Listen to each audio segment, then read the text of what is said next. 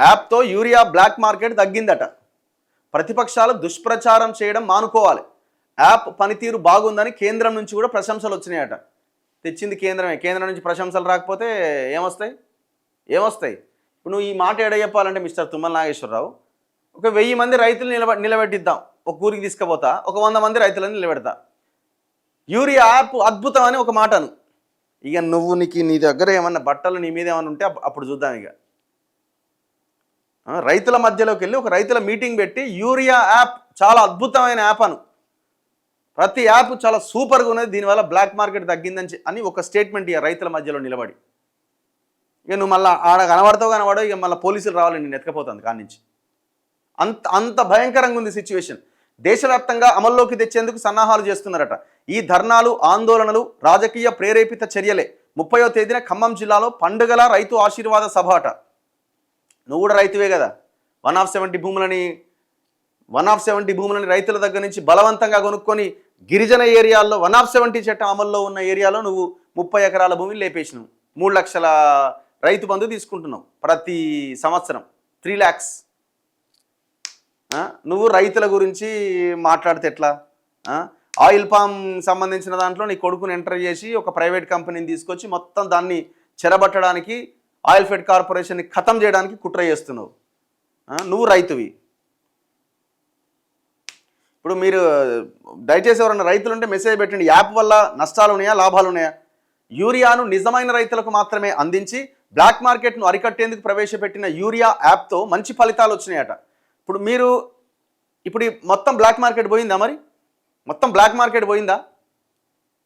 మొన్న వీళ్ళు రైతు స్వరాజ్య వేదిక వాళ్ళు ఒక కౌలు రైతులకు సంబంధించిన ఒక భయంకరమైన రిపోర్ట్ ఇచ్చినారు. దాదాపు ఈ రాష్ట్రంలో 36% భూమి కౌలు రైతులే సాగు చేస్తున్నారు. అంటే ఎకరం భూమి లేని వాళ్ళు 16% ఉన్నారు కౌలు రైతులు.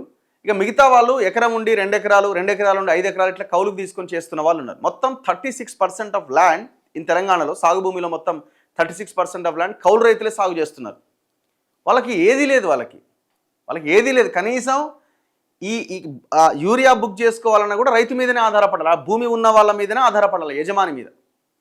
మరి వాళ్ళ సంగతి ఏంది? ప్రతిపక్ష పార్టీలు రైతులతో రాజకీయం చేయడానికి కుట్రలు పన్నుతున్నాయట. యూరియా యాప్ పైన తప్పుడు ప్రచారం చేస్తున్నాయట. ఖమ్మం జిల్లాలోని జగన్నాథపురంలో రైతు ఆశీర్వాద సభ ఏర్పాట్లు గురువారం ఆయన పరిశీలించిందట. అంతకుముందు యూరియా యాప్ వాస్తవ పరిస్థితులపై ఒక ప్రకటన విడుదల చేశారు.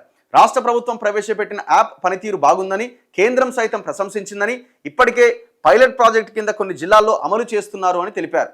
దీన్ని దేశవ్యాప్తంగా అమల్లోకి తెచ్చేందుకు ప్రధాని మోదీ నిర్ణయం తీసుకోబోతున్నారు. గతంలో జిల్లాల రైతుల వారీగా ఉన్న యాప్ను మండల స్థాయి స్టాక్ సూచిస్తూ రైతులకు అందేలా యాప్లో మార్పులు చేస్తాం. గత రబీలో 21,81,000 మంది రైతులు 97,95,000 యూరియా బస్తాలు బుకింగ్ యాప్ ద్వారా కొనుగోలు చేస్తే, ఈ సీజన్లో 11,71,000 మంది రైతులు 38,62,000 బస్తాల యూరియాను బుక్ చేసుకున్నారట. ఇందులో 34 లక్షల బస్తాలు రైతులు తీసుకున్నారు. యూరియా బుకింగ్ యాప్ విజయవంతంగా పనిచేస్తుంది అనడానికి ఈ గణాంకాలే నిదర్శనమట. చుక్కలు చూపిస్తున్నాయి అన్న యూరియా విషయంలో.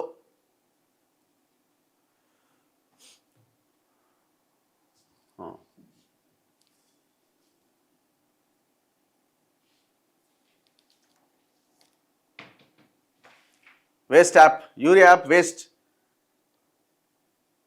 పెద్ద బొక్క యాప్ అట. కాదండి, ఇప్పుడు అందరి దగ్గర ఫోన్లు ఎందుకు ఉంటాయండి?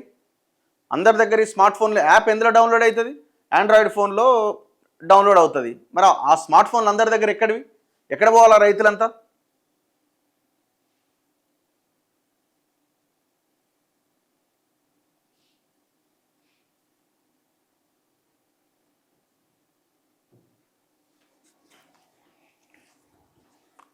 యూరియా యాప్ అద్భుతం అనడానికి సిగ్గుండాలన్నట. పట్టా లేని రైతులు ఉన్నారా? ఎందుకు లేరు? చాలామంది ఉన్నారు కదా. నాకు 4 ఎకరాలు ఉంది, నేను బుక్ చేస్తే ఒక్కసారి కూడా బుక్ కాలేదట ఇంతవరకు. ఆ టైంకి ఆల్రెడీ అయిపోయినాయి అని చూపిస్తున్నదట యాప్.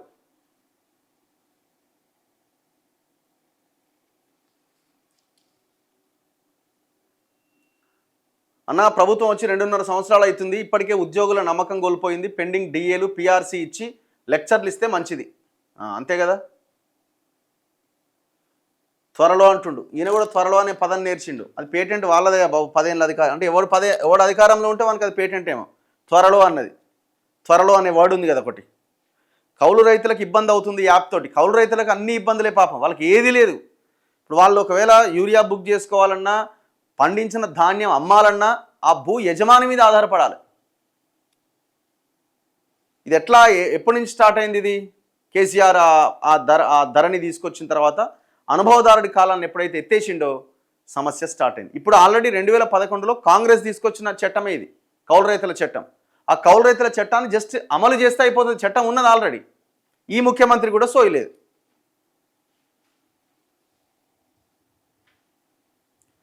కౌలుదారులకు ఇబ్బంది అవుతున్నది ఈ యాప్తోని. యజమానులు బస్తాలు తీసుకొని ఎక్కువ ధరకు అమ్ముకుంటున్నారు. ఇక్కడ ఏమవుతుంది, ఆ భూ యజమాని ఏం చేస్తాడు, ఆయన పేరు మీదనే వస్తుంది కాబట్టి ఆయనే బస్తాలు తెచ్చుకుంటున్నాడు బుక్ చేసి. దాన్ని బ్లాక్ మార్కెట్లో ఎక్కువ రేటుకి, డబల్ రేటుకి అమ్ముకుంటున్నాడు వేరే రైతులకి. ఇక ఎవరికైతే ఆయన భూమి కౌలుకి ఇచ్చిందో ఆయనకి ఇస్తలేడు. ఈ కౌలు రైతు పోయి అడిగినా ఇస్తలేడు. ఎందుకు ఇస్తలేడు, ఆయన అమ్ముకుంటున్నాడు కదా అక్కడ. యూరియా స్టాక్ కోసం ఎదురు చూపులు, పెట్టిన కాసేపటికి అయిపోతుంది.